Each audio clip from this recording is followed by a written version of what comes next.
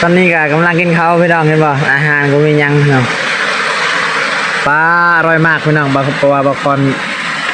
การคืนนี้เครียดน้อยพี่น้องใส่ข้าวเบื่อพี่น้องเนาะเสร็จมาอีกทีทุกคนกินข้าวร่วมกันพี่น้องนี่ก็บางคนหลังจากกินข้าวแล้วเนาะบางคนสิเกียมมัดตัวนี้พี่น้องมัดแบบว่าไล่นกเข้าลงนกยังพี่น้องเนาะหรือว่าไก่ปลาพี่น้องแล้วก็มีกระป๋อมมียังพี่น้องเนาะนะครับเข้ากำลังออกพี่น้องดีใจเนาะพี่น้องเนาะบางคนดีใจไปว่าหาก็ออกพี่น้องเพราะว่า2 ทิศสิเป็นเดือนเลยพี่น้องครึ่งเดือนเลยฝนบ่ตกก็เลยข้าวบ่ออกอันนี้มันออกเพราะว่าบางคนซักเมื่อวานชื่นนี้ตัวนี้ยังบ่ทันออกแต่ว่าข้าวตัวนี้แม่นข้าวโทบางคนซักสุดก่อนพี่น้องตอนนี้แม่นกำลังมันออก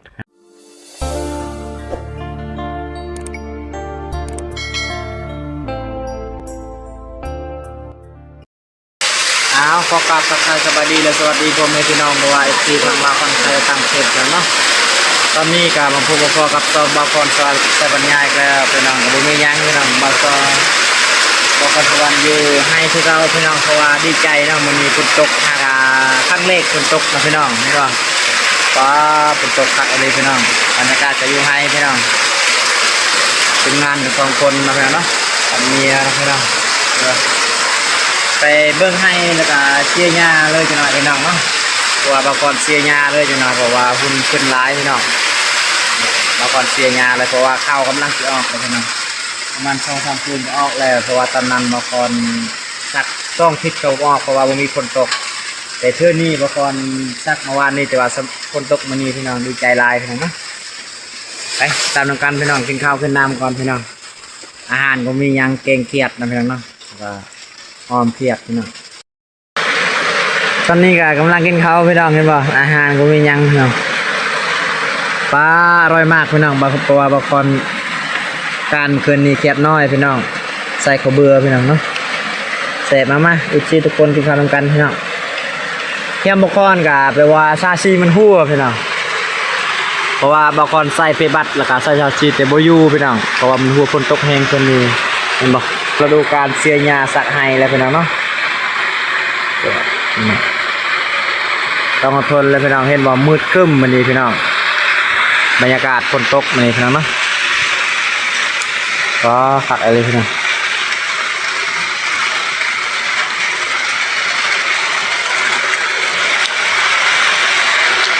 อยู่บ้านบางคนแห้งมืดอะไรพี่น้องทางนั้นแหละ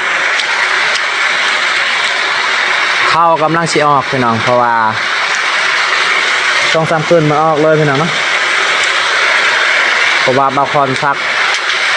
คืนนี้ฝนตกเพราะว่ามันออกเลยถึง2 คืน 3 คืนมันออกตอนนั้นบางคนสักรอบนึงแต่ว่าเป็นทิศ2 ทิศฝนบ่ตกเลยพี่น้องแต่ชื่อนี่เนี่ยตกเทื่อเดียวแล้วออกเลยพี่น้องเนาะ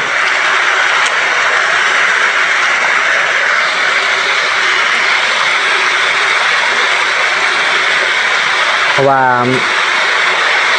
แต่ละปีมันต่างกันเนาะได้ว่าฝนฟ้าอากาศปีกายนี้เดือน7นี่ถือว่า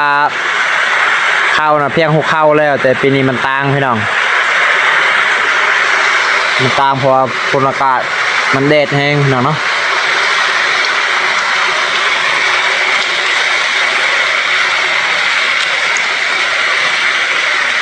ดำสุดดึงจะเป็นเล็กมากก็เล็กมา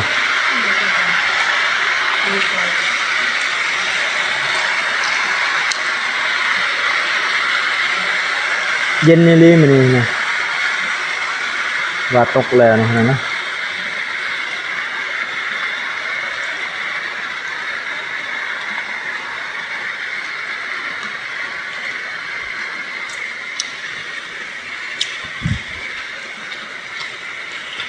นี่ก็บางคนหลังจากกินข้าวแล้วเนาะบางคนสิเกียมมัดตัวนี้พี่น้องมัดแบบว่าไล่นกเข้าลงนกยังพี่น้องเนาะหรือว่าไก่ปลาพี่น้องแล้วก็มีกระป๋อมมียังพี่น้องเนาะแล้วก็หมูปลามันเถอะเข้าใหญ่จะน้อยพี่น้องเนาะเข้าใหญ่มาจะน้อยแล้วก็เพิ่นกันไว้เพิ่นสิไล่บ่ว่าเพิ่นย่านว่าง่ายนะพี่น้องแต่โบราณการเพิ่นนำใส่นะพี่น้องเนาะนี่เราจะมัดบ่ว่ามีทองยางบ่มีเสื้อเก่าบ่เนาะพี่น้องเนาะมีกระสอบเก่าบ่ นี่บางคนเรือมีทงยางพี่น้องบางคนสิมัดไว้นะพี่น้องเนาะมัดไว้แคมให้พ่นพี่น้องแคมให้นั่นละตัวนี้ละบางคนเกียมตัดไม้ตัวนี้เนาะพี่น้องเนาะสิมัดใส่กระสอบนี่แทนตัวนี้เนาะเจียเก่าหรือว่าทงยางเก่านะพี่น้องไปตามกันเลยนะพี่น้องเนาะนี่ตอนนี้ก็บางคนปักแล้วพี่น้องเนาะปักแล้วอันหนึงพี่น้องเพราะว่ายานไก่ยานนกยังเนาะเพิ่นเห็นแล้วก็เพิ่นยานไว้ง่ายพี่น้องแล้วก็นี่เฮ็ดง่ายๆพี่น้องเนาะไม่ว่าสีขาวพุ่นบางคนสิปักทั้งพูนนี่พี่น้องแบบเนาะเห็นบ่บรรยากาศอยู่ไฮพุ่น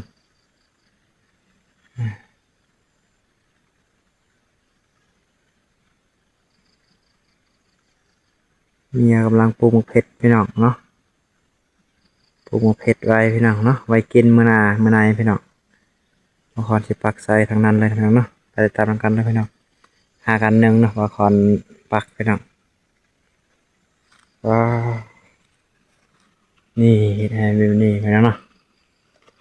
ให้นกเขามันย่านพี่น้องนกเขาเลยมันยังก็แล้วแต่นะพี่น้องเห็นนี่พี่น้องเนาะนี่จะเป็นตัวที่สองพี่น้องเพราะว่าบางคนปักไปตัวที่สองนะพี่น้องเนาะเห็นบ่ชนลายไก่ปลามันมาทางนี้พี่น้องมันมาจากปลาพี่น้องพูดกันไม่แน่นเนื่องบางคนปักกันนี้พี่น้องว่าป้องกันไว้พี่น้องเนาะเขากำลังออกพี่น้องเนาะตอนนี้พี่น้องนี่เห็นบ่พี่น้องกำลังออกอยู่พี่น้องว้าวงามเลยพี่น้องนี่เห็นบ่พี่น้องนี่เขาเลยเนาะกำลังออกพี่น้องเนาะ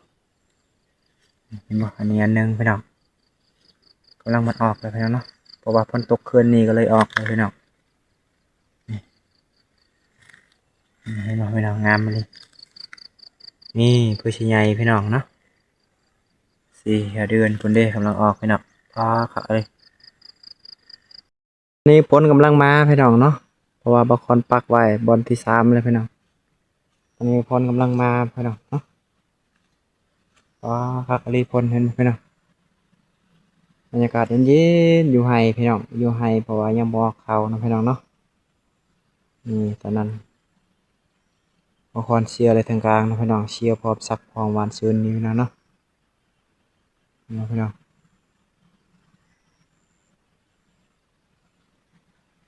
ครับอะไร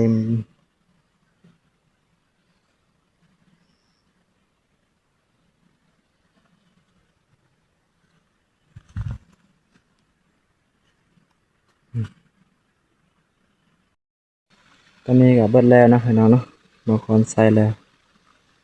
จะเป็นเจียบ่คาเฟ่บ่พี่น้องทุกค้าเมนหมดพี่น้องบางคนใส่เค็มเนาะเค็มให้พี่น้องนี่นะเนาะ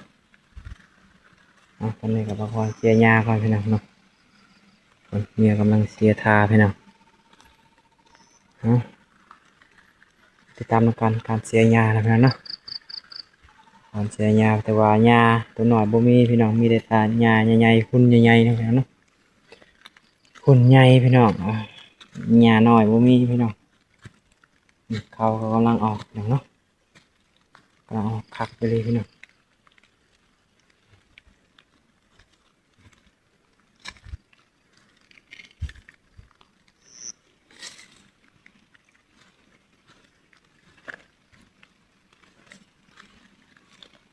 กำลังมันออกในหนึ่งพี่น้องเนาะ2%2อันนั้นเม็ดนะเห็นไหมพี่น้องกำลังออกอยู่พี่น้องนี่กำลังปรุงพี่น้องเนาะ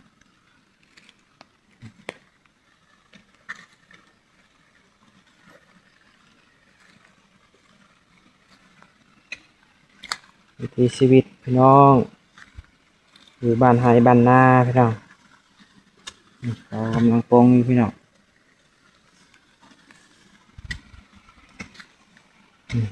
ยาหุ่น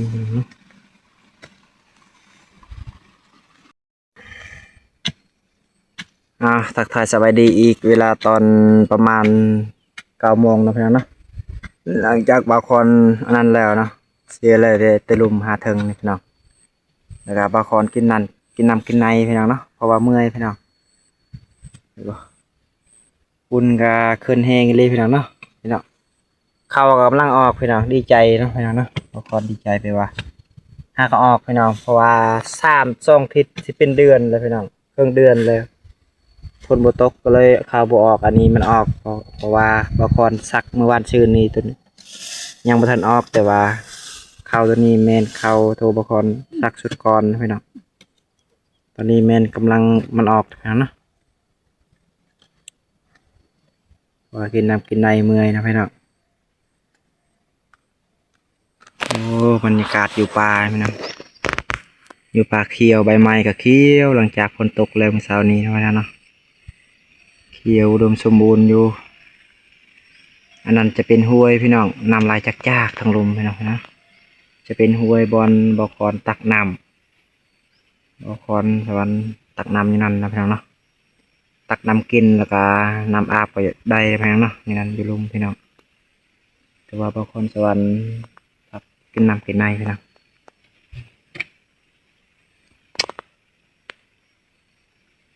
บ่อคอนติดเจือไว้ยันนกเขาหรือว่าไข่ปลามันยังเนาะเขามากินข้าวบ่อคอนต่อไปพี่น้องติดเจือเป็นสีขาวพี่น้องเห็นบ่ทางแคมบ่อคอนติดมัดพี่น้องในเติบให้บ่อคอนได้ประมาณ2 เฮกตาร์พี่น้องประมาณนั้นเลย2 เฮกตาร์พี่น้องแต่ว่ามันเป็นหินนะพี่น้องบ่อคอนสักโอลายเขานะพี่น้องมันเป็นหินเห็นบ่พี่น้องเห็นบ่ท่านผู้ชมได้เบิ่งนะครับ FC ได้เบิ่งเนาะมันเป็นหินพี่น้องเพราะว่าบ่อคอนทางอยู่ฟูพี่น้อง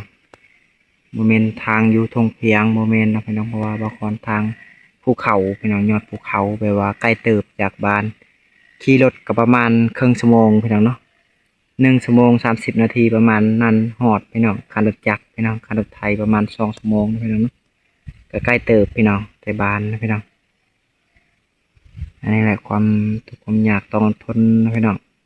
ไผก็สู้นะพี่น้องเนาะแต่ FC ก็ทุกคนก็ต้องสู้หมดทุกคนพี่น้องแต่ว่าอาชีพไผอาชีพมันนะพี่น้องต้องสู้เพราะว่าคันบ่สู้บ่ได้พี่น้องคือว่าบ่มีกินพี่น้องเนาะบ่มีกินฮอดฤดูกาลแล้วหมู่ฮูดเขาแล้วหาบ่มีฮูดเขาเป็นไปได้พี่น้องเนาะเฮาต้องสู้พี่น้องสู้ชีวิตแบบว่าเฮายังอยู่เนาะพี่น้องเนาะ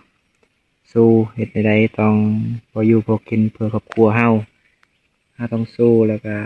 ช่วยเหลือพี่น้องญาติพี่น้องแน่พี่น้องเนาะ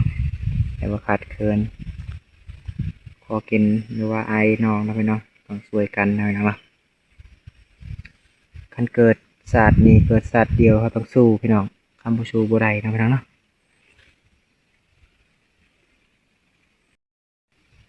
เพราะว่าต้องสู้ต่อไปนะพี่น้องอันนั้นจะเป็นเทียงบะคอนอยู่ถึงนะพี่น้องเนาะเดี๋ยวก็ให้บะคอนเพราะว่าเบิ่งมาแต่ให้นี่5 บานถือว่าเห็นบานเนาะบะคอนสวรรค์แล้วก็อันนี้จะเป็นกกระบกพี่น้องกกระบกใหญ่ลีพี่น้องใหญ่ลีพี่น้องกกระบกนี้เนาะ